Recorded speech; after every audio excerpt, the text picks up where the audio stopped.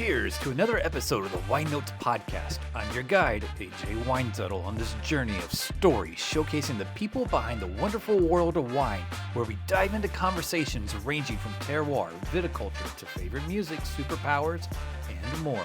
Please enjoy this episode of the Wine Notes Podcast.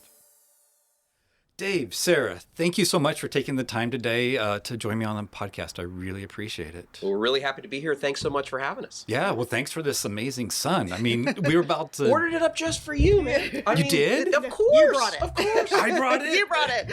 Wow. We should have done You're not allowed to months leave. ago. God knows. Yeah, you We have to stay. need more of this. All right, I'll see what I can do. Before we begin, shall I pour us a little bit of wine? Absolutely. Okay. So, as always, there is zero pressure. Okay. You can talk about it as much as you want. Okay. You can talk about it as little as you want. Okay. If you just want to say it's gorgeous, it's beautiful, or it's yucky and nasty, that is You totally... wouldn't do that to us, would you? He might. I wouldn't. No. I wouldn't. Okay. All right. But yeah, it's been, I think the last time I was out here, it was the beginning of last year, I believe it was. Mm-hmm. It's been a little bit of time. So thank you so much for taking the time today. Oh, This is absolutely. nice.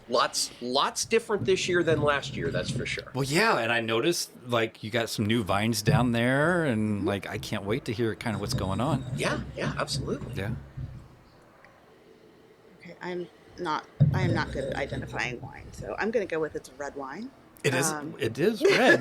Now, this doesn't smell like one of ours, so it doesn't No, smell it like you pulled a fast one on us. Right. That is the embarrassing. last thing that I will ever do. I will never, ever do that. That would be really embarrassing.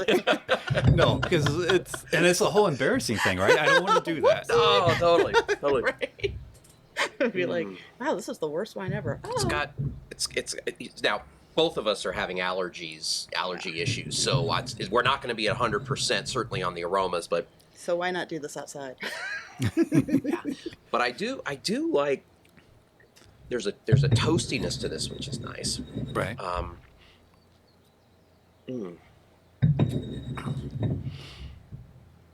Definitely it gives me the impression this is not going to be a heavy wine, which is exactly what we want to be. We don't want heavy. It's really Right. not. So, I mean, looking at the color, I think I initially thought, well, there can't be a Pinot. It's awfully dark. But I think it is now that I've sipped it yeah, this is a nice. and smelled it.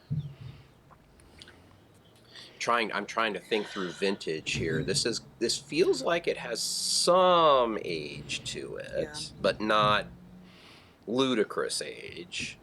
I could see this like being a 15 or a 17. It kind of has that feel to it. I really like the shape of this. It does kind of remind me of one particular wine that I do. It kind of has a nice roundness to it. Right. I tend to describe my wines a lot of in terms of mouthfeel, because I kind of find that is more universal for people to kind of identify with. Right. All of our palates obviously very, very different, and whatever I may smell, whatever I may taste is going to be totally unique to me and for each individual person. So I always think that if we can think about kind of how is it the path the wine takes as it passes across our palate, I think Right. are things that people can grab onto a little better. Yeah, no, I do the same thing. And, for me, there's an elegance behind this wine. I'll tell you this, it's a wine I would enjoy drinking very much, very gentle, and it kind of reminds me, it kind of has this flow to it of rising kind of in the center, and our Titan Pinot Noir is kind of has that same sort of shape. Yeah, I'm guessing there is some age on it. I think there is too, but I don't think it's Not a lot. It's not 13, 14, No. anything like that, and I don't think it could be a 12 based on what I'm tasting. But I would say 15 or 17 wouldn't surprise me. Oh, I might have said a 14. I mean, it's possible. Meanwhile, It could AJ's be. over there laughing at us, going, No. "Yeah, this is a California Pinot from 2000." Well, if it was high elevation, it could be.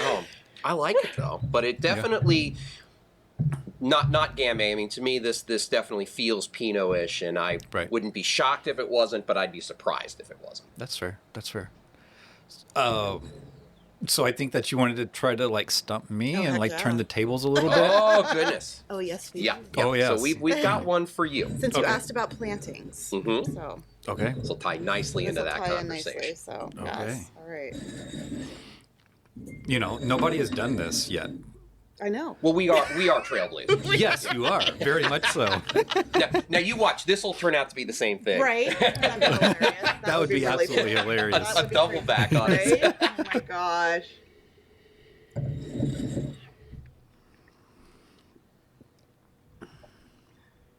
That would be really funny, but no, they are clearly different wines. Yes. Well, certainly the source is definitely different. Yeah.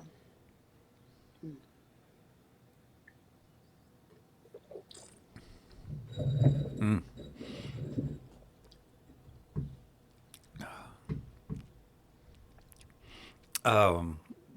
So in looking at the color, it does look a little bit, you know, it definitely looks like it has some age on it. Mhm.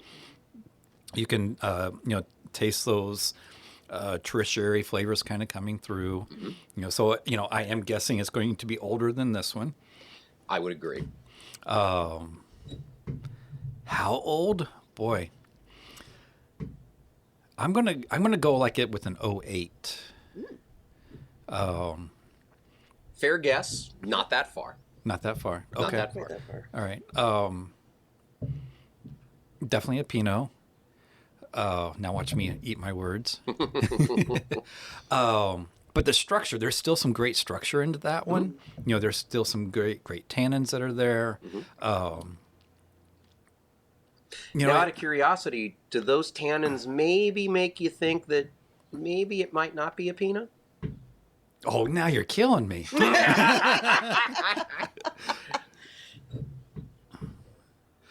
I mean, I see the shape of the bottle in the Yeah. bag, Mhm. and I'm like, well, that's not a Pinot bottle either. But You're it's right. Would we do that to you? Well, you know, bottles. Oh, of course, totally. Getting bottles was really hard. You know, You're It could be- trailblazers. Exactly. We Yes. are something.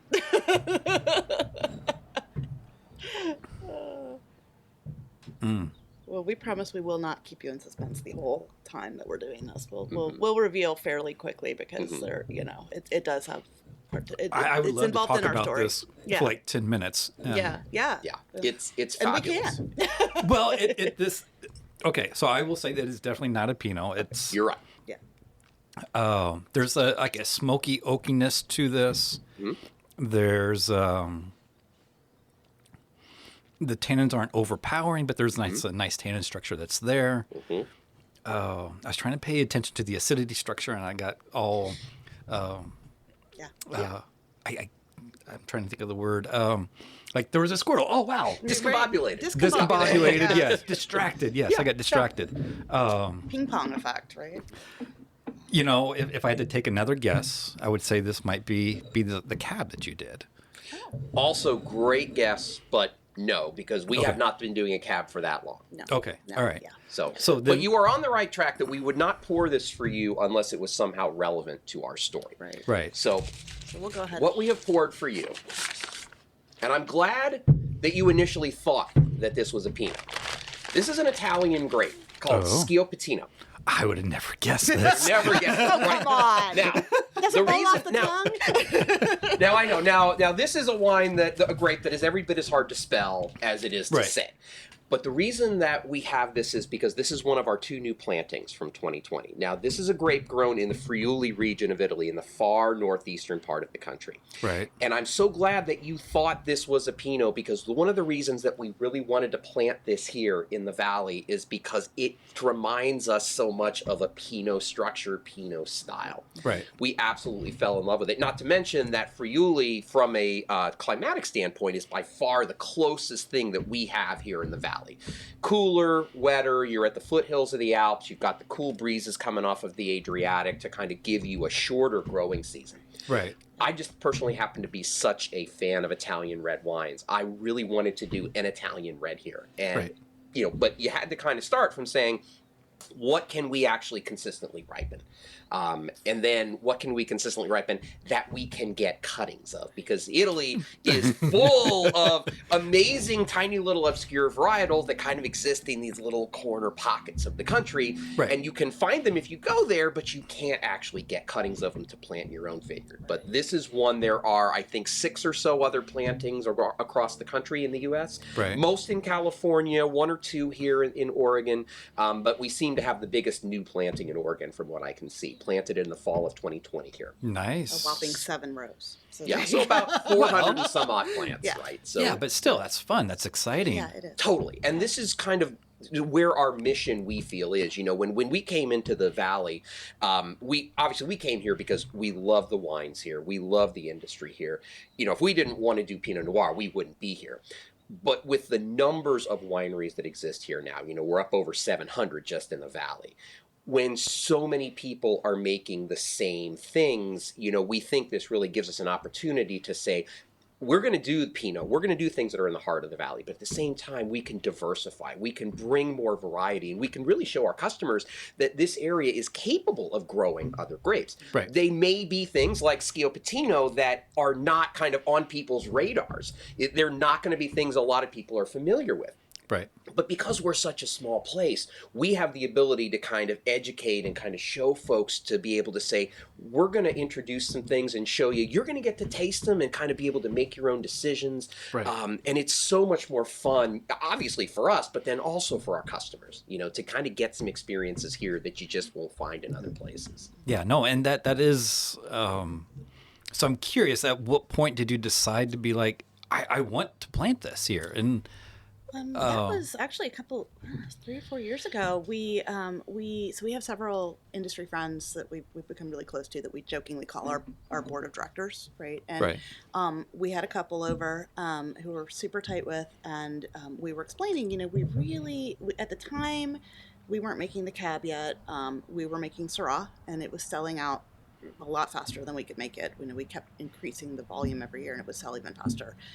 We'd raise the price; it would sell even faster. So, we were like, we need something else for when we run out of Syrah to pull out. Like, what else do we have? And just as important, something we could grow here. The Right, Syrah and yeah. the Cab as well, we get from Milton Free Water Yeah. in northeastern Oregon, but we really wanted We something, wanted that something was here. a state. Because Right, at the time right. we still had about 3-ish acres left unplanted, and so we were trying to think, okay, what's the next step? And they had been to Mathiasen Winery in California, and they came back and they were like, we've got your answer. It's Schioppettino, and we were like, Schioppettino? Exactly. But we started researching it, and then she's in the industry and was able to get us some Italian samples, and so we actually sat down and did a tasting with them and my parents, and to decide, you know, are we going to go for this or not? And we decided, yeah, let's give it a shot. Let's just go Wow. ahead and plant 7 rows. What could possibly go wrong? Nothing. Nothing could Absolutely. go wrong. No, it'll be fine. It'll be fine. You don't know if you don't try. You don't know if you don't try, right? And then in the middle of it, we discovered that that Illahee has a couple of rows of it, Oh. and Brad was gracious enough to let us come down and sample his half barrel, which was all he had, and he's been a wonderful resource for us as well. And they finally had their first bottling, I believe, was it last year? 19. 19? It was 19. 19, and then they sold it to Club, and so Right. they were very kind, and like it was so limited, Right. and they let me have 2 bottles. So, and then they And they'll get our 2 bottles. they'll be Yeah, getting exactly, plenty, yeah. but we were just like, oh yay! So we've tried a little Willamette Valley, but not. I mean, there's just not a None. lot. Right. So and we've tried Californias. We have a few Californias as well, but we felt like this one was probably the closest to what we're going to get on our site. It's actually a 13, as you can see. Right. But yeah, we felt like this would be the one that is going to be the most representative of where we're at and what our soil type is Right. and the like. So and Dario at Rosmarino is super excited about it. I can So, imagine. yeah. He's like, yes! Pretty much.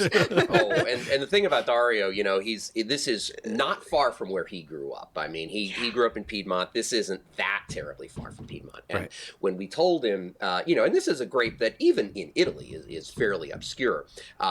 so he kind of smiled. He went to he went over to his bar and he grabbed three Schioppettino. Now I couldn't have told you there were 3 people in Italy doing Schioppettino. I think he had all of them. Oh my goodness! And so he's just so excited. He's super excited. Years from now, when we're doing a winemaker dinner with him and we pull this out, I can't wait to see. We're really excited. Man, he's just gonna light up. Oh yeah. Oh Yeah. yeah. Even more than he normally does. So, yeah.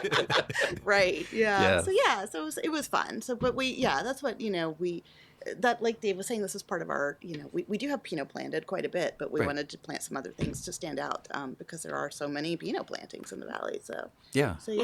And I think that's a perfect segue into my apologies if I mispronounce, but your Seyval. Mm-hmm. That's right. So now we know the origin story behind this, but like, where did you get the idea behind planting Seyval and like? What was that like? Yeah. So we moved here back in 2012 from Ohio, 10 years ago, literally just like 10 years ago. Yeah. But I don't want to say that because it dates. It does date. Yeah, that's true. So anyway, we moved from Ohio, and in Ohio, not exactly known as a magnificent grape growing area. Having said that, there's a lot of history of growing grapes in Ohio, and if you go back to pre-Prohibition, Ohio was actually the #1 wine grape producing state in the U.S. Obviously, it hasn't recovered from that, but especially down around the Ohio River Valley and where we came from in Cincinnati, used to be called the Little Rhine because you had a lot of German settlers in, and then B, the Ohio River Valley just kind of felt like the Rhine River Valley in a lot of ways. Right. So you did have a lot of grapes that were grown, and one of them is this Seyval Blanc, which is a French hybrid, hybridized in France from 2 different varieties of Seyval, Sebel. I don't know if any of it is actually grown in France today. I'd be surprised if any of it was. Quite a bit in England. Quite a bit in southern England, where it turns out they use it, I guess, primarily in sparkling wines that's there. my understanding. But where you normally find it in this country is Midwest, Mid-Atlantic, and particularly Finger Lakes in western New York. So it does very well in cooler weather climates. And, based on just our view of where we wanted to take the winery, we as I said, people growing and producing mainly the same things. Well, Pinot is one on the red side, and then Chardonnay is on the other side. We love Oregon Chardonnay, but if 500, 700 people are making it, I don't need to be another one. We wanted to say, let's produce some things that give us a complexity that Chardonnay does, but that will just give people a very different look. And so Seyval is something that back when I lived in Ohio and was making wine as a kind of a pre-professional, first as a hobbyist and then as a cellar worker, I have a lot of experience with this grape. I mean, I know how versatile it is and what it can do. And so I kind of felt that, this was something that other people were not going to be terribly interested in growing because they really didn't know a lot of the story behind it, and they really kind of couldn't have a sense of where it fit maybe within their own product portfolios. But for us, it just really fits that style that we wanted to do. It's got a very earthy, kind of petrol-y nose to it. So now I tell people, I say, it's not for everybody. I mean, if you're not into a very powerful white, we totally understand. Right. But it is such a fun wine for the folks that love it because it's got a very pineapple, tropical fruit palate. Very different nose versus palate thing. And so it's really important when I present it here that we really walk through and describe what it is, because for a lot of people that are kind of have West Coast palates that aren't familiar with it, it's a different animal. So just taking that time to kind of say, this is, expect this, and then kind of step away and see what happens. Right. Well, I mean, I think you have to give a little bit of like, hey, this is something different, because otherwise it would be like, what in the world is this? This is nasty. Right. Yep. Right. There's definitely a wind up. You have we actually jokingly say Dave kind of pre-screens people before he'll pour it for them, because you have to be somewhat adventurous. I mean, even just to try a hybrid. Right. You do. And so, for a lot of people, it's, we're adventurous, and so then that's when people discover maybe they're not so adventurous. But it works the other way too. Fine. I mean, we kind of see, but at the very least, what we see is that folks really, really appreciate that you're trying to do some variety and diversity, and just kind of put some new looks out there for folks so that they're not always in the same situation all the time. Right. No, that makes complete sense. Oh, and then going back in your story, like, 2006-ish, you're an attorney. A little bit of a side tangent, right? Being an attorney. Have you watched Better Call Saul? No, I'm worried Okay. about flashbacks. Okay, You know, that's fair. That's fair. So wait, funny tangent to the tangent. So when I was in law school in the later part of the 90s, this Right. is when that TV show Law and Order was really starting to pick up steam and get really popular. Right. And people in my law school classes would have these watch parties on, I don't remember which night it was that Law and Order was taped on. And I couldn't go. I just couldn't do it because this is what I did studying for 12 hours a day. Right. And the last thing that I wanted to do was watch TV about lawyers, and I know Better Call Saul is not that sort of thing. Right. But, you do kind of get into that part of the life where you say, oh my God, I'm so happy I don't do that anymore. Right. No. And I can totally understand and agree with that. But here you are, in 2006, you're an attorney. You put a lot of time into your studies, into your education.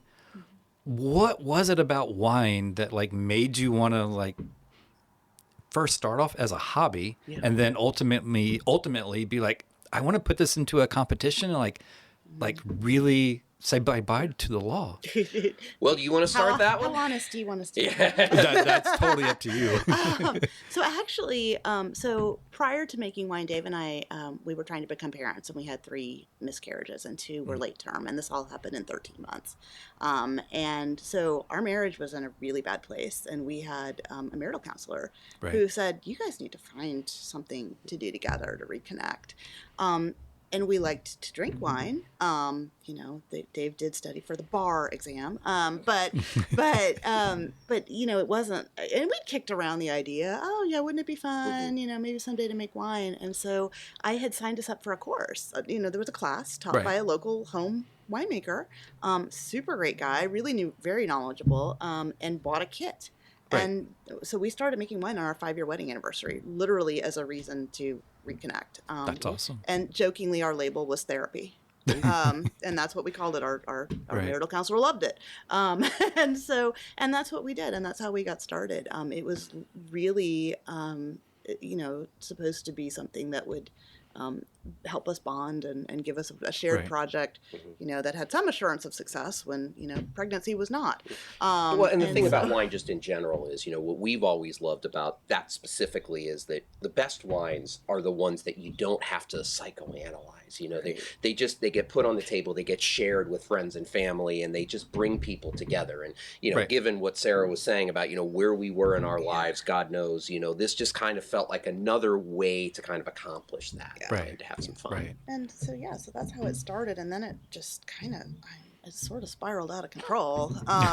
We started making 6 gallons of drinkable Rioja from a kid, and I've had worse commercials. We've had worse. It was okay. It wasn't amazing, but it was all right. And then we kind of discovered, the white wines are better in the kits than the reds, because they're not on the skins, right? They literally give you a bag of grape juice. That's, so it's like a bag of Welch's, right? But it's whatever the grape is, and then you ferment it. It's not on the skins. It's, so it's okay, but it's not amazing. But we made it through that. We didn't kill anybody, and so Dave started to get really interested and very quickly hooked up with a local vintners club, and was able to get real grapes, right? From and that group he was the youngest member by at least 30 to 40 years, but they would bring in fruit actually from California. They would truck it in. Oh wow! It was not the premium stuff, right? So this was like seconds, maybe. Right, yeah, but still. But as an amateur, they would all get together on a weekend. They would get this huge truck with refrigerated fruit, come in. They would all get together. They would process it out at somebody's house. Everybody would bring their 6-gallon buckets and fill them up with whatever and take it back home. And make their wine. And it was really one of those things where if you're not getting the best fruit, you really learn how to make the best wine you can.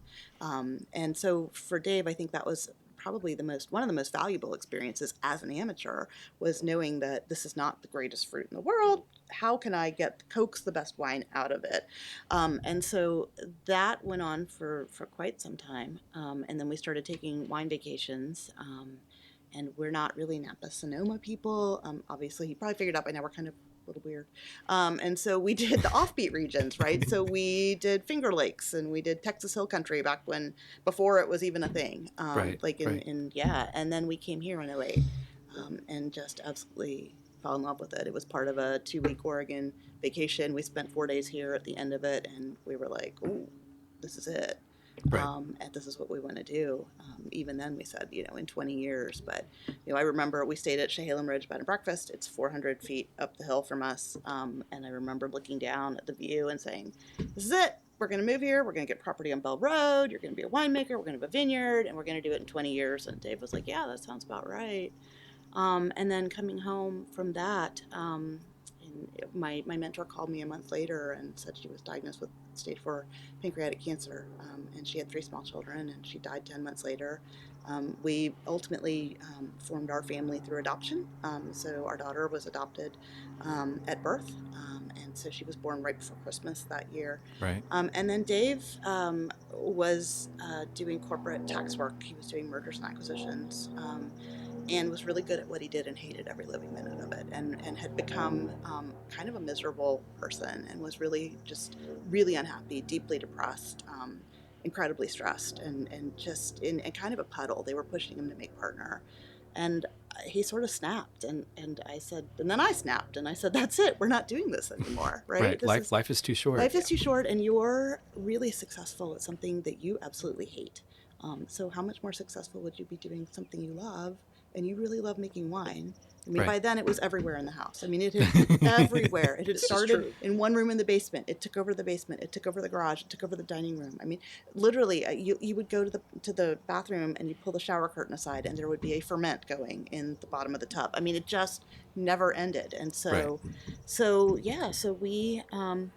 The company he was with was amazing. They gave him a year leave of absence, and we went to all 6 wineries in Cincinnati, and asked if anybody would take him on to learn how do you get this out of your basement, and become a real winemaker, Right. and do this as a career.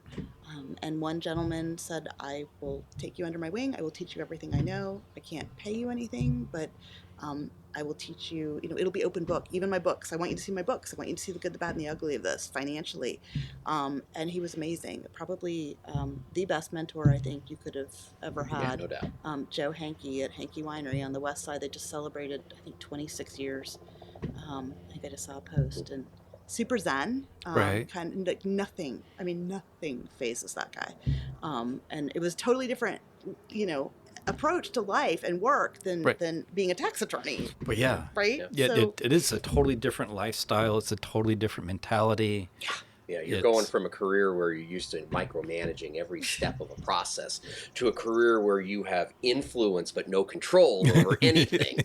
So there is a big mental shift in trying to kind of figure out, how to, just kind of how to kind of get into the rhythm of, what the season is like, and how to produce a product. I mean, obviously it's always different every year, but Right. you kind of start to learn to trust the process over time. And so Joe was amazing in helping me to be able to do that. Yeah. absolutely, yeah. So Dave worked for him for 4 years, and in 2011 entered and won 2 amateur national winemaking competitions with 2 vastly different wines, including one Seyval Blanc. And so it was kind of a foregone conclusion that we were going to plant it here because it was part of our story. Right. And we didn't plant a lot. I mean, I think we planted half an acre to start with. Not even that. Yeah, probably not. And then we've slowly expanded a little bit more and more. But yeah, it was the first one in the Valley and the second in Oregon.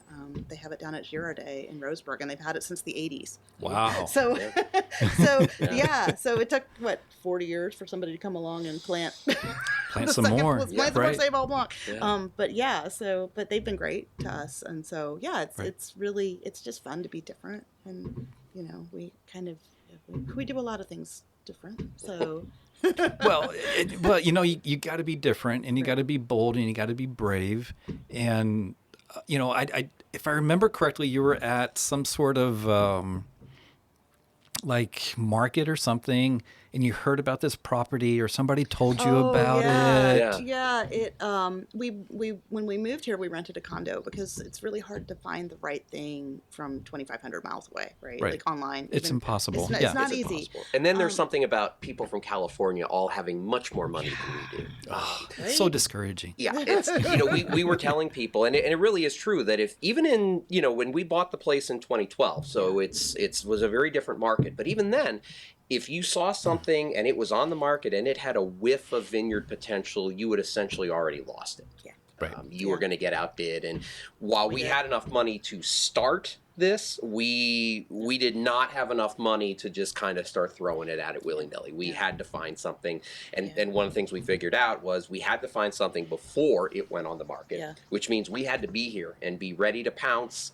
and through a networking process. Yeah, and that's what we did. I mean, I literally networked and told everybody that I met, the cashier at Fred Meyer and ultimately the lady at the peach stand in St. Paul. And she said, "Hey, how do you feel about Bell Road?" And I would give my eye teeth to be on Bell Road. What do you got? And so she had worked for somebody who lived here, who was a vineyard land use attorney who happened to live right across the street.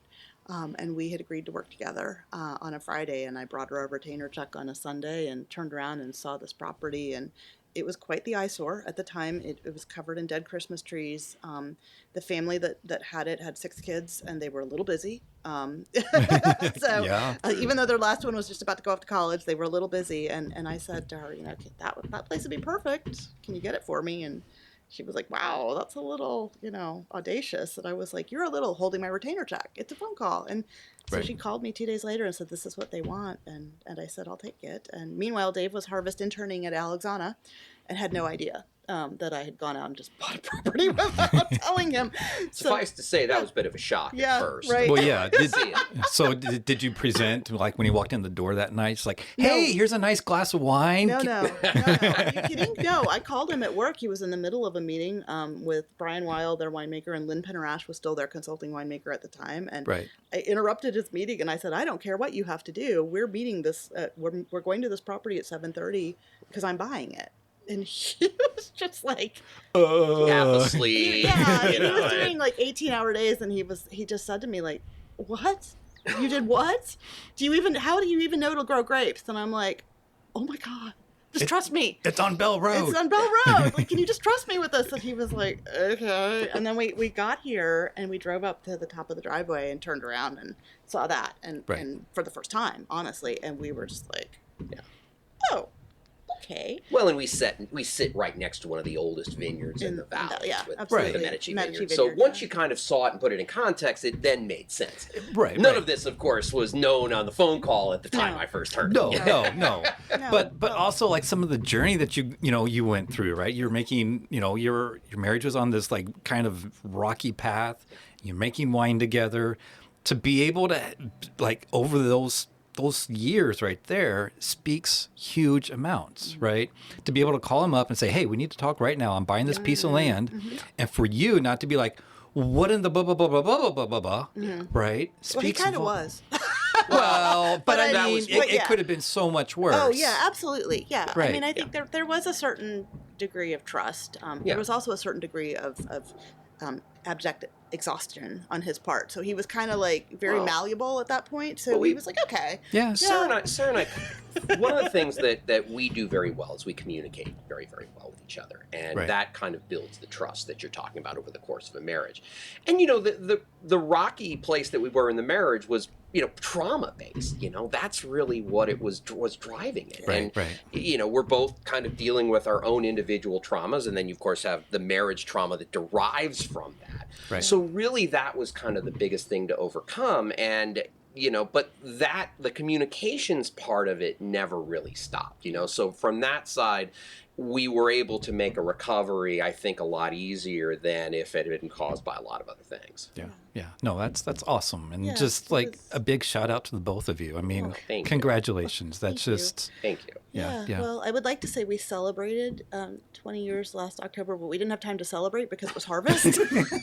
Yeah, we got married on October 6th, 2001, and had we known that this was our future, it would have been in the spring, we would have done a spring wedding instead of a fall. But Yeah. so we didn't really celebrate. I think we remembered that day that I was like, happy anniversary. Yeah, you too. Now where's the fruit that's coming today? When are my punch downs? Yep, let's go. Punch get downs to and it. Get to pajamas, it. you know. It's, Yeah. So No, that. but yeah, we made it through that. And I think if you can get through something like that, really, I mean, we've had stuff happen here that, you know, I think a lot of times where we may even really want to strangle each other, but the reality is we have each other's backs, and we know that we've been through the absolute worst thing that could ever happen to somebody. You know, the death of a child is the worst thing that can ever happen. And so I think we know from that perspective, you know, late frost in April. We're good. We'll figure it out. We'll figure it out. We'll be fine. Something will happen. Maybe we'll have fruit. Maybe we won't. I mean, you heat dome in June. We'll figure it out. Exactly. You know, it really puts the rest of your life in perspective. And I will say too, you know, having lost my mentor, and then along the way, you know, this process, you know, has been something that has taken us a lot longer than we ever thought it would, you know, to get this up and running. And and along the way, we have lost several people that were near and dear to us, big supporters, or, you know, people that have had other traumas in their lives as well. And so we, you know, for us, that is just really, it's very personal to us. You know, we have people tagged on vineyard rows in their memory because they can't be here. But we want them here. Right, exactly. And so, I mean, we even have the ashes of a former club member in our vineyard because she was so passionate about this place, and her husband was too. And when she passed away, he was like, "I'd like to put her ashes in your vineyard," and we were like, "Okay." And he's like, "Are you creeped out?" And we're like, "No, we're shocked that anybody that you think that highly of us and that you would want to do that." And we're I mean, very honored, but wow, right? So yeah, I mean, I think we have kind of a different perspective on it than a lot of people do. Right. Well. So yeah. Yeah. Well, and just in your day-to-day operation, how you all connect with your guest, it's, you know, your tastings, you know, it's one-on-one. Which is amazing, and that connection just. It thrives, it grows, and then you get tagged in like engagement pictures on Instagram, right? It's the coolest thing about what we do is the connections. And then when you see people taking your product and incorporating it into, whether it's the everyday moments or the really, really special moments, they put the trust in your product and the fruit, literally the fruits of your labor, to share with friends and family and all the people close to them. That's why that's the magic of wine that I just don't think anything else can bring you. No. And so it's the heart of what we do, is just seeing that, and we encourage that from folks. But you know, you're right, the connections were always so important to us. Wine is such a personal thing to everybody, right? And so we just kind of take it to the next step and say, you know, I want to have, when people come in here, I want them to be able to connect not just with the wine but with us. Right. And to really kind of take that to the next level, to be able to give people the opportunity to ask the whys of what you do. You know, what inspired you to kind of do things in the way you've done it? And I tell people, you know, there are no state secrets here. I mean, there is literally nothing you can ask me about our process, anything that I do that I won't tell you, you know, because it's open. I mean, when you get down to, you boiled all this down, all we're really talking about is fermented grape juice with wine. And humans have been doing this for 8,000 plus years of art. It's kind of crazy. Totally. Right. And the science is, you know, obviously the techniques are different, but the science is no different than it was 8,000 years ago. And so, you know, as a winemaker, you know, there's so much, as you know, there's so much ego that gets into this side of the business. Right. And it really humbles you when you sit back and realize that your job is to be a caretaker. You are to be a caretaker. You know, once the grapes come in, your job is to make sure that the yeast can do their job properly. So you are essentially a slave to little one-celled organisms. And then you get everything in barrel. Your job in the barrel is to keep everything clean and full. and it's a lot of janitorial stuff, right? It's just very humble stuff, but it's so important to just do all the detail things right. And so, I kind of just look at my position as to say, I'm really not a magician with any of this stuff. So I'm no different than anybody sitting over on the other side of the table from me. Yeah. So, we're going to share it all, whatever people want to know. Yeah, yeah. And, a lot of people when they, visit and they have like a one-on-one with the winemaker, it's like, oh, a winemaker, he's a super god. Yeah, and oh gosh, yeah. Not this one. Well, but like, and that's one of the things that I try to like convey. They're, winemakers are just normal people, just like you and I. Yeah. And it's, yeah, and we all have our influences and the things we want to accomplish and our preferred styles and the things that excite us and the things that drive us crazy, But yeah, you're exactly right. We're no different than anybody else. We made a few different life choices, but aside from that, that's it. Yeah, no, and you've been very methodical in what you've done out here. So this year, 10th anniversary, and now you're like 100%. Estate? So we're going to be, as far as Pinot Noir goes, starting in 2022, we will be 100% estate. And so going forward, really, the only fruit we're going to have to buy is we make a Syrah, we make a Cab with fruit coming from northeastern Oregon. Right. We just know that those are grapes that we don't have the climate for. We're not going to have the climate for it. Our customers love them, so we want to provide them, but at the same time, we're always going to have to buy from that particular place. Other than that, the other 90% of our production is going to come from our estate vineyard. That is a huge accomplishment. Yeah. Well, thank you. We call this the end of the beginning, because this is something that, as you said, methodical, right? And so, we thought very much about kind of how this was going to play out. What Sara was saying about the state of the property when we found it being covered in dead Christmas trees, there was no way around. We were going to have to plant everything that we were going to do, and that was going to take time and patience. And in the meantime, though, we had to have product to pour. So what we decided to do was focus on buying fruit from vineyards that were like us. We don't buy from big commercial places. We buy from small acreages, people that live on the properties they farm and are at a minimum driving their own tractors. We wanted people that had a personal stake and care about the quality of fruit coming from their vineyard, just like what we did. So we said, this is going to start out, and all the fruit initially was going to come from there. As our vineyard got old enough to start to kind of incorporate it into the wines, we would start doing that and sort of transition. That process began in 2019. And so from 2019 into 20 into 21, you're starting to see our fruit become component parts of the wines. Right. And that process then culminates in 2022 when we start to see all of it coming from the estate vineyard. Right. And to kind of to put a perspective out there for everybody that's listening, so you bought the property in 2012. Your first estate fruit came in 2017, but that was solely rosé.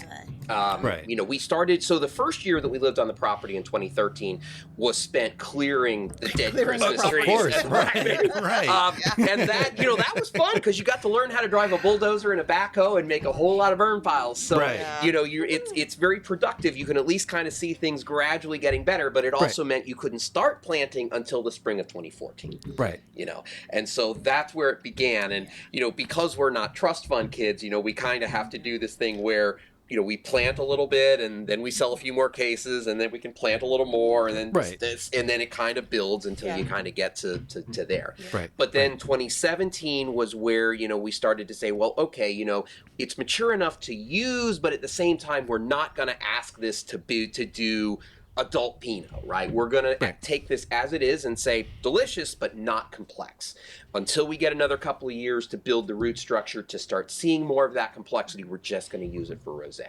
Right. And it was 2 years later in 19 when we hit that point. Nice. Yeah. Wow. So you talked about Cab. Yeah. We've talked about the Seyval. We've talked about I'm not even going to try to pronounce it. Schioppettino. Schioppettino. Gesundheit. Thank you. And don't worry, when it goes eventually in a bottle, it's going to have a musical name like everything else. We're not going to expect our customers to spell or pronounce it. Oh, come on. Right. But why cab? I know that you just started it, and it sounds like you're going to keep it going, but So this was a product of the 2020 smoke and fire issues. We at our site got incredibly lucky. We got very little of the problematic smoke that a lot of people had. Right. The air quality obviously wasn't great, but as we taste through our 2020s, especially off of the estate, we're seeing very, very little smoke impact at this point. So we're very lucky. Having said that, one of the vineyards that we had been purchasing Pinot fruit from did get heavily hit. Right. And in fact, God bless her, I would have still bought the fruit, but she called me and said, Dave, I do not feel comfortable selling this fruit to anybody. I'm just not prepared. And and it broke my heart because this is somebody who I adore, who nobody works harder than she does. And we've worked with her for a long time. So I respected that. But at the same time, we kind of started looking at each other and said, can we replace this? I mean, this is right after Labor Day. You're maybe 3 weeks from harvest. And the other thing is we had just lost our other grower that we had been purchasing from for all these years, because they had been somebody that we had worked with from the beginning, and they decided to retire, and they sold their vineyard, and so 19 wound up being the last year we had their fruit too. So because that contract just went away. So suddenly we didn't have quite the inventory that we had planned to make it just sort of went poof. So we hit a point where we kind of had to make a decision, and we'd been buying Syrah from the Summit View Vineyard in the Milton Freewater area since we started production in 2013, and so we kind of thought, well, if it's just a question of filling a gap for one particular year, let's give Tom the grower a call and just see if there's anything that's hanging that he hasn't sold yet. Right. And so he said, well, we got Cab and we have Merlot. Still, And we thought about it and said, well, we're going to have an easier time probably marketing and selling the Cab than we will the Merlot. Not that the Merlot, I'm sure, isn't amazing, but just we thought this was a one-time thing. Yep. Right. So we bring it in, we make it, we get it in the barrel, come back to it about 3 months later and start tasting it. And I'm floored because, one of the things that I love about a mountaintop vineyard out there is it's going to give you a much smoother, more elegant Big Red. And that's exactly stylistically what we want to do to supplement what we do on Pinot. Right. But this Cab was ridiculous. It was already showing these soft, supple, elegant notes that I would expect in a 10-year-old California Cab. And we're seeing this after 3 months. Dang. And I kind of started looking, and I even kind of brought a shocked face home to Sarah one day and just said, this is really good. You might want to try I didn't this. believe him. I thought he was totally BSing me. There's no way it can't be good. It's only been in the barrel 3 months. There's no way. No way. Right. No. And he wouldn't shut up. So finally, after 48 hours, I said, fine, I will come and taste the Cab. And we came up and he pulled me a sample and I tasted it and I was like, oh, we could bottle this right now. It was that good. It was shocking. Yeah. And then I said, and I'm going to go call Tom and put in for another ton for this fall. And he said, no, I'm not making it again. This was a one-time thing. I'm never going to make it again. You can't tell me I will. I'm not going to do it. I'm the winemaker. You don't make these decisions. And I said, all right, whatever. And so then because we all know that's not true actually, but then he started letting wine club members taste it out of the barrel. And, they kept saying, please make this again. You will make this again. Yeah. You're going to make this again, right? Of course. So after the shocked looks kind of evaporated, they kind of, So she doesn't make the decisions, but the customers do, and they're paying. So I was like, so for that reason, we started to have to make a Cab. Right. And it's one of those good problems to have, right? That you've got a wine that people won't let you stop making. We ultimately decided that the best way to position it would be as a club member only option, to kind of tease people with. Well, to be able to say, this is something that's pretty darn special. And if you want to get it, here's what you got to do. Got to have a little skin in the game to get it. I mean, again, we don't make a lot of it. We don't make a lot of anything. Right now we're at 600 cases. So, it's not like we have, know, 600 cases of cab to sell. We have, I don't know, I don't even remember what it was, 60. We started with about 60 and 60 something, yeah. something like Right. that. So it's a ton of fruit. It's about common, what you'd expect. Yeah.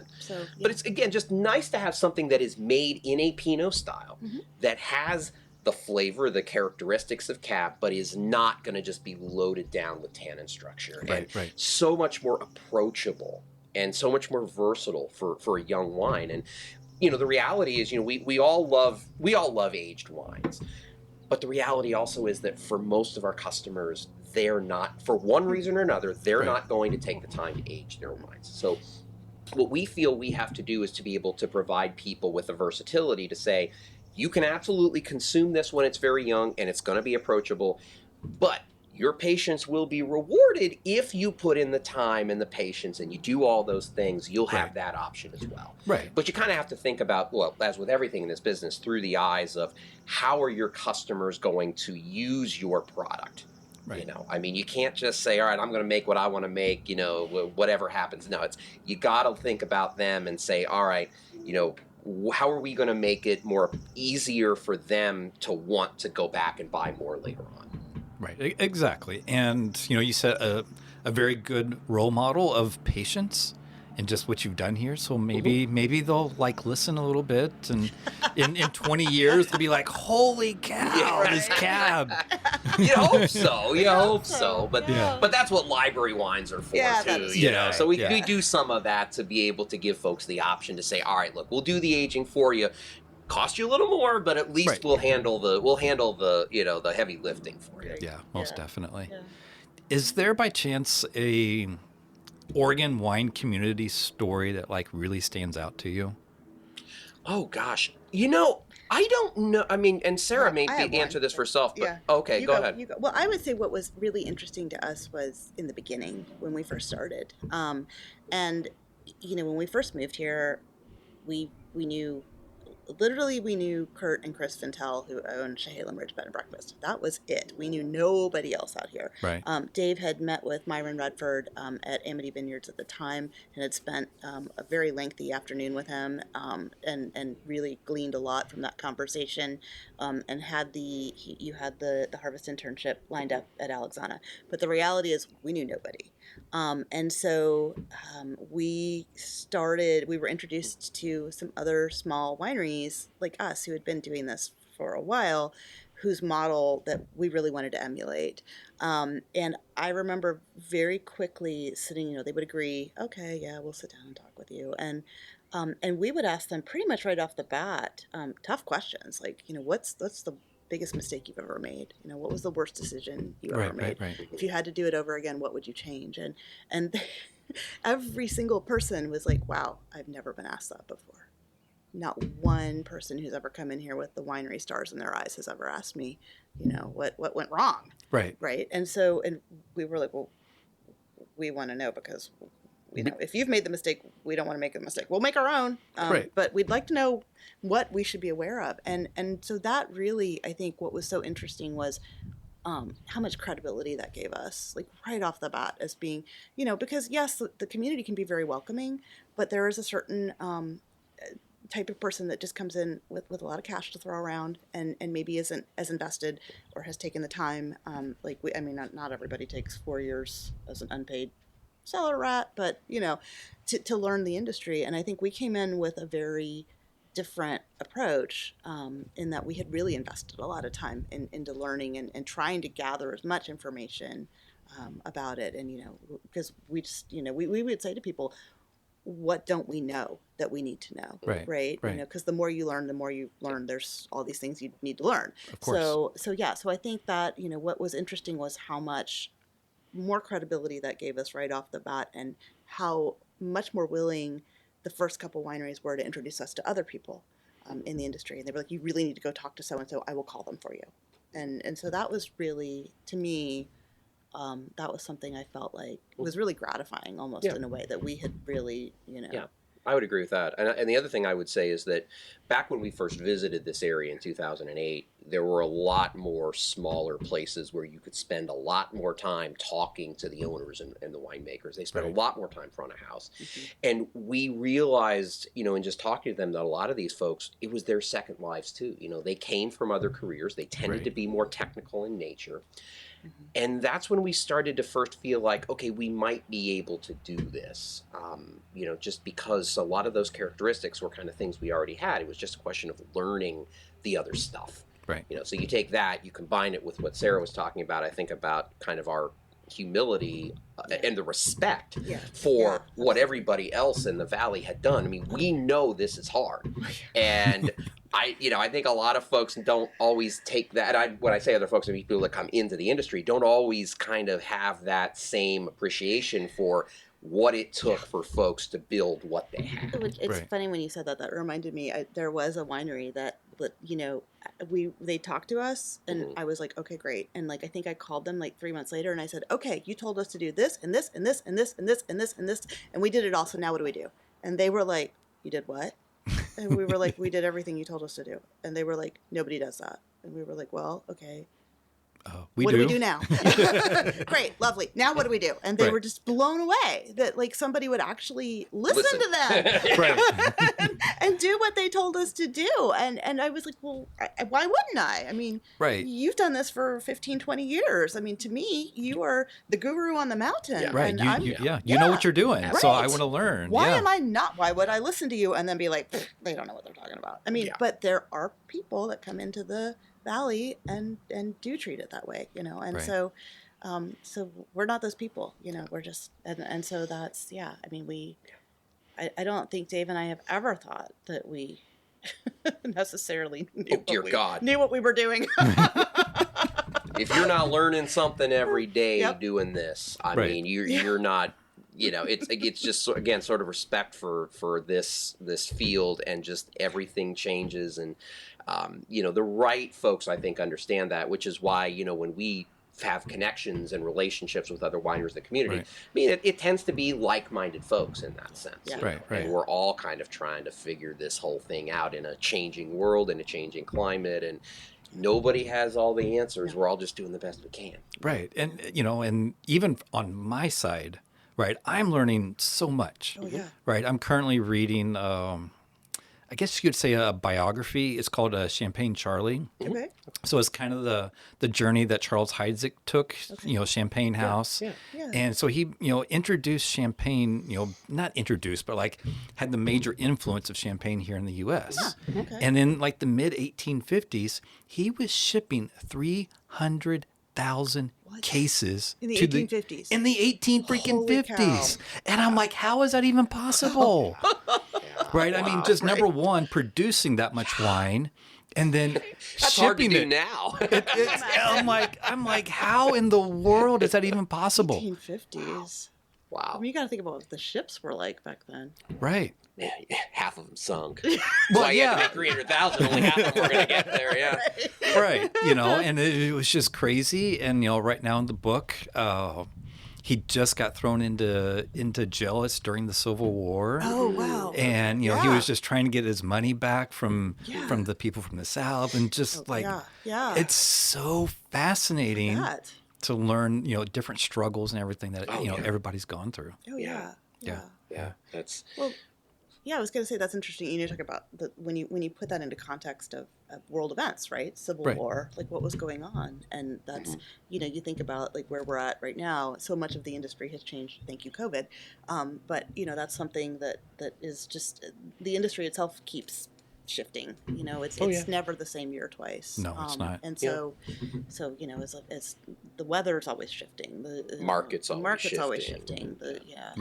And this is I think where being small might be our greatest advantage, because we're not trying to be all things to all people, I mean, God, 300,000 cases. When you're making 600, it's like, oh my God. And you think to yourself, I would never want to come close to that. No. I mean, we've always said that our theoretical max would be something around 900 cases, because we want to keep the model we have.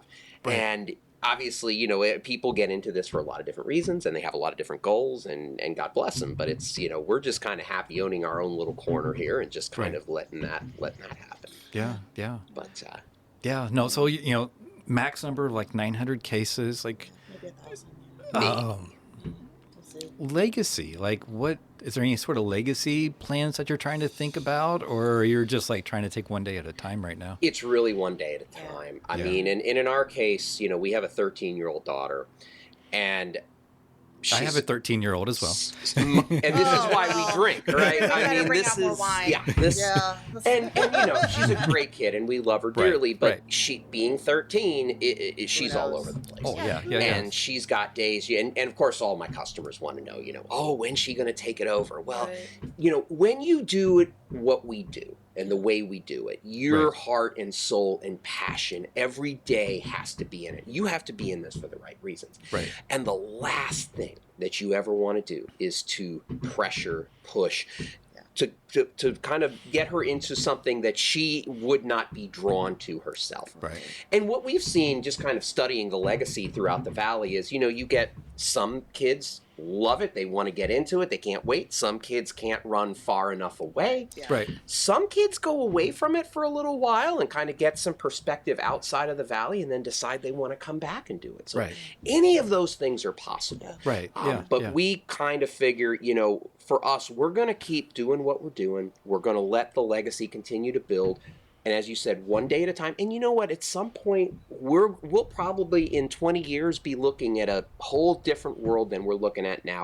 Right. Things are going to happen that we can't possibly anticipate. Yeah. So I don't know. I don't think too far in the future, just because I just have so much respect for how quickly our world has changed. So in the last, you know, couple decades. Well, yeah. I mean, 20 years ago, there's no way I would have been out here with multiple cameras and like doing this right now. On phones, no less. Right? On phones. Yeah. Right. Right? Yeah. Yeah. That's yes. crazy. It is Isn't crazy. It crazy? It is crazy. Yeah. It's Yeah. Yeah, I don't think that. Well, I mean, 20 years ago, we never would have thought that we'd be doing this. Yeah. You know. No, but that's the thing about life. You just, you know, you do what feels right at the time. You make the best decisions you can based on what you know, and then you don't beat yourself up about it later on. You know, you did the best you could, and you know, if anything, for our daughter, what we're hoping to show her is that if you are willing to put your time in and work your tail off and do things the right way, you can accomplish special things. Yeah. You know, your definition of special will be different than ours probably, but you know, you can do what you choose to do, you know, but do it smart. Right. Have a plan, execute the plan, you know, do a lot of due diligence. I mean, you know, people a lot of times talk about, you know, what we do and say, oh, you know, you took this big risk by jumping from law to wine. And, you know, obviously, yes, there was a degree of risk taken. But Right. I mean, what Sarah spent a lot of time talking about was kind of all the steps and the planning that went into doing this right. And we can't afford to screw it up. No. So you got to do it right the first time. So Right. we didn't just start throwing money at everything. It was, as you said, methodical, step by step. Right. I mean, And always be able to answer the why Yeah. you're doing any one individual thing. absolutely. Right. I mean, Most we had an definitely. amazing financial planner who helped us figure out. You know, that was the first thing we did. I think. Oh, yeah. Was sit down with him and say, how can we afford for Dave Yeah. to not be a lawyer anymore? Because you know he's going to learn how to be a winemaker, and he's not going to make any money. I mean, he worked at a retail shop, and but you know, and you know that's, you know, I stepped in as the breadwinner, and you know, whereas before it had been very much an equal thing, it was suddenly nope, not anymore. And so yeah, so I mean, but that was part of it was okay. We really can't afford to screw this up. Right. And he was amazing, and I honestly think when we when we told everybody in Cincinnati that Dave was not going to be an attorney anymore and he was going to become a winemaker, the reactions were Varied. but almost to every single person, to their credit, a lot of them like managed to hold it together, but there was quite a few like doubtful, like what? Of course. What Oh, the heck? right. What in the world are you? Are you crazy? Totally people, fair. you know, Yeah. and you know, you got to remember. I mean, at that time, you know, we were in the recession, right? Like it was 2009. Right. We were in the height of the Great Recession, and you know, I literally said, "You're quitting your job because, or you know, it's me or the job. Like we can't do this." And and I think you know, so we had a lot of people who really didn't. I don't think really thought we could pull it off. Like I really. Yeah. And I don't think that they thought that we couldn't pull it off because of who we were. I think they just thought that's just the craziest thing ever. You know, you're Midwesterners. You don't do that. Yeah. No, and it's, you know, there's a lot of mentality that goes along with it. Absolutely. And, you know, what you have done, again, is absolutely phenomenal. And what you've done, But our financial planner was the only person that looked at us and said, okay. Here's how we're going to make it happen. Never doubted us. Not one. He was a very special guy. He was an amazing person. Yeah. We lost him to cancer a few years ago, but he was. He's in the vineyard. But yeah, he was amazing, and so it was. Yeah, so people who think that we just, like Dave said, we just chucked it all and did this. Well, no. A lot of blood, sweat, and tears. Yeah, we can vouch for each one of those things. Literally. Yes. Even today. Yeah. Yes. So. Yeah. Well, should we wrap it up with some rapid fire questions, and I'll reveal the wine? Let's do it. Yeah. Okay. Favorite artist to listen to during harvest? Oh gosh. Okay. What? Okay, so I will say, Dave is a huge Rush fan. Okay. However, not everybody is. So we tend to compromise by listening to a lot of disco. So 70s, we play a lot of 70s. We play Barry White. Energy. A lot. It's about energy. You know? Right. And one of the nice things about being a small is when you're harvesting, you're not harvesting 50 tons in a day or anything like that. So it's a few tons. It's a day, but it's not a day. Right. But it's going to drain you. And to have some energy to kind of pick up you, and not just us, but of course the people that come and volunteer to help us at sorting time when the fruit's been harvested and when we sort, kind of bringing that energy up too. I mean, that's a big time help. But I will say that when it's just me doing things like punch downs, I'll blare Rush a lot. Nice. Yeah. Your favorite indulgent food? Oh, goodness. Oh, anything at Rose Marino. Everything at Rose Marino. Yes. Oh, goodness. Yeah, absolutely. I would say, you know, for us, the other thing that we just absolutely, this is the one thing that we miss about Cincinnati cuisine is skyline chili. Now, it's not an indulgence, I would say, for people if you live in Cincinnati, but when you're out here, the only way you can really get it is by getting the cans through Amazon, which are not cheap. So I would then call it for us an indulgence. But when we need just that comfort every once in a while to take back, we'll pop a few cans. And this is something, fortunately, our daughter, one of the rare things that our daughter won't complain about when you make it for her. And so it's just kind of something that the entire family loves and just kind of can take us back. Works at any time of year, summer, winter, spring, it doesn't matter. It tastes great anytime. Right. Yeah. No, that's awesome. That is awesome. If you could choose a superpower, what would it be? Mine would definitely be invisibility. Okay. Because you know what? There are just some times that I need to not be. I know exactly why. I would be like, whenever the honeydew list comes out, Dave wishes he could be invisible.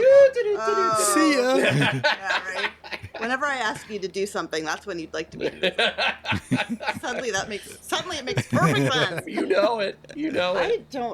I mean, you are already super, so you know. Whatever. Yeah. I don't know. I think I would. I don't know. I'll tell you what your superpower should be. Okay. Oh, this could be bad. Because no, Sara has an immeasurable number of amazing qualities. Right. But she's a horrible time manager. So the ability to stop time, and be able to get enough things done, everything done, would be awesome for you. There's a lot, Yeah, I have a lot going on. So yeah, that would be. And you take on way more than you and should. I do. It's true. It really is true. And then I, like you talk about squirrel. Yeah, you'll get started down one path, and then you'll be walking by the laundry room, and you're like, oh, forgot to put the wash in the dryer. Oh, and then suddenly you're like, where was I doing? Right. Yes. And yes. It's the if you give them what is it? If you give a mouse a cookie, it's the if you give a mouse a cookie thing. There was something that made the circuit of social media a few years ago. If you give a mom a muffin, and she'll decide she needs a coffee, and then she'll discover there's no coffee, and then you got to make coffee. Right. Oh wait, then I don't have any cream. I got to go to the store, and then I got to make a list. Where's my list? And oh wait, it's just exactly. Yeah, no, that's probably good. Yeah, that or the ability to sleep. The invisibility would help with that, I think. Because if nobody can find you, I think it covers for a lot of sins at that point. It does. Oh, the last book that you read, or listened to on tape or Audible, or you can say, no, I haven't. Gosh. I can't remember what it was called. I don't have time to read, but our daughter has dyslexia, so she had to read a book this year for a literature class. She does online school, right? And there's, as you know, there's these plugins where the computer will read to you, right, in kind of a monotone voice. It's not very exciting. So and we had this glitch, like it would only read chapter 1. Oh no! Yeah. So it was like she kept saying, "Mom, it only reads chapter 1." So I wound up reading it to her, right. and it was a really good story. What was it? It was I think it was something about the secret life of Coyote Sunshine or something, and it was a really interesting book. It was a teen book, right. But it was really good. It was about a girl who had been through a horrible tragedy, and she and her dad had kind of run away and created a new life for themselves. And nice. It was really it was really well written. I really enjoyed it. But for the life of me, I can't remember the title of it, but it's okay. Of it. It's fine. It was good. So so I've been reading tween drama. Is my new genre. But that's probably the last book. So so like for me, I'm kind of in the same position about the books. One thing that I've started to do is to start consuming podcasts on subjects kind of in places of books, because depending on who's doing the podcasting and what their style is, you really are getting book content in just a different form. I mean, it's storytelling in a very similar way, just in a different form. Right. So I'm kind of a history geek. Okay. So especially when I have tractor days and I can either, splurge or just listen to some long podcasts. The Mike Duncan Revolution series and Dan Carlin's history podcast and Carlin's stuff. He's an amazing storyteller, but these podcasts can be 6 hours long. Holy cow. Oh yeah. And so when you're on a tractor for a day, I'm not touching that podcast until I know I'm going to spend a day on and I can knock that out. And it's fantastic. And by the time you're done, you're done and you've been enthralled and you haven't noticed that you've been sitting on a tractor jostling around for 6 hours. Right. But I've kind of found that to be a medium that kind of works better. And then just because it's kind of coming in segments, bits at a time, 30 minutes, 45 minutes, it's a lot easier to be able to consume over the course of a day than to try to kind of get back into a book and kind of forget where you are. Right. Yeah. No, I totally understand that. Yeah. Harvest notes, are they written or digital? Both. Okay. Both. I think they kind of have to be. I mean, for us, it's fortunately a little bit simpler. Right.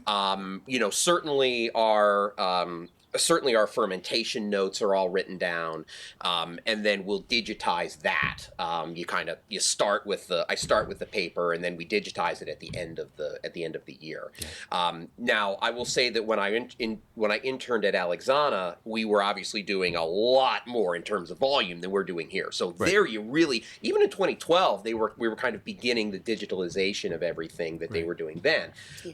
But fortunately for us, I mean, we can at least be a little bit more paper based, at least until it comes time to keep the permanent record, and then in that case we'll transfer it over. All right, very nice. All right, well, shall I reveal some wine? Yes. Yeah, absolutely. Okay, so pretty close on the year. But what's really funny is we both brought a 2013. That's funny. Oh, see, 14. I nailed it. I nailed it. There you Yeah. go. Oh, no, I'm sorry. My bad. I said either 15 or 17. My bad. I was kind of thinking 14. Honestly, I can but see that. Also, That's very pretty. I also don't trust myself. Yeah, no, and it's and I thought it was appropriate, right? Yeah. Since that's how you, yeah. That's so funny. Oh, that's cool. Yeah. That's cool. That's so funny. So you should probably explain why you brought The Potter's Vineyard Vino Versailles 2014. So a couple months ago, going to I got invited to going to Potter's to celebrate their 10th anniversary, and so they had just a bunch of random 2014 Pinots throughout the valley, blind tasting, and what was really fun was like one of the top rated 2014 Pinots in that lineup was your 2014. I don't remember which label. Villanelle. Yes. Mm-hmm. That was a really fun wine that we did. Yeah. It's that particular wine, Villanelle, was 100% made from free run juice. So nothing that came out of the press went into that particular wine. And the whole goal with that was to create as soft and supple a wine, I think, as you could do, because you weren't bringing in the press tannins into it. Right. Yeah. And so that was one that we because it was so special, we only ever sold it to club members. So somehow we must have. Somehow, I don't know, somehow it got out. But, I don't know. Yeah, it was really funny because I remember I saw the email and I was like, uh-oh. And then you had posted about it and I was like, oh, it's okay. It scored okay. Thank God. Yes. No, it did great. But yeah. It did really good. I immediately emailed him. I'm like, oh, thank you. God. I'm so relieved. Yeah. And it's so it was one we were obviously very, very proud of and happy that it got presented in that way because otherwise I don't know how it would have. Right. But fantastic. Yeah. Thank you for sharing. Yeah. That was awesome. Thank you for your time. This was a pleasure to sit down with you and again, the weather. Right. It's gorgeous. Yeah. So you're staying, right? The rest of the summer. I'll see what I can do. Okay. Yeah. All right. Well, thank you again so much. Thank you for having us. Thanks, yes. All right.